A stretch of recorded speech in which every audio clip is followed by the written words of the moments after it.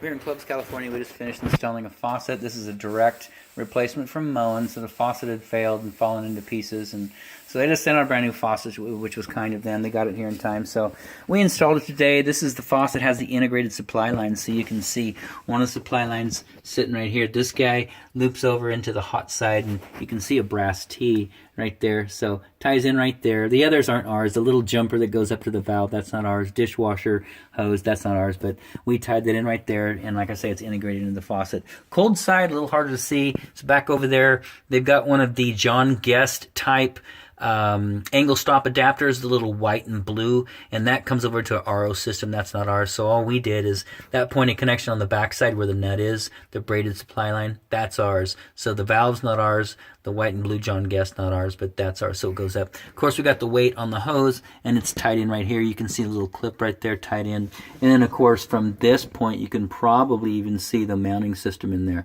So that's typical for Moen. Everything's back in there. Got the sleeve to protect the braided hose. Everything's working correctly. We ran a lot of water through here before we put the spray head back on, just to make sure we didn't blow any debris into it and clog it.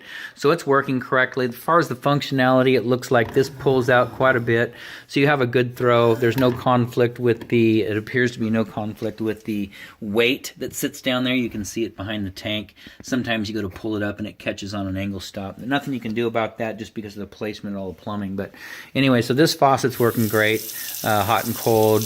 Everything's flowing good, no more leaking. We do ask that you, monitor this area if there's any kind of leaking. Right now, we got up most of the water out of the bottom here.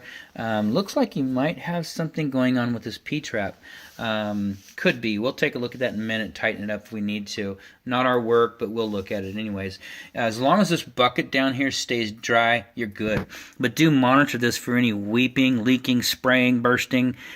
All of your cabinets, all of your plumbing, monitor it for water, because once water gets down into your cabinet areas, or down into your flooring or beneath cabinets, then you got a mold issue and it damages things pretty quick. So anyways, that's the installation. Outside of that, we are done.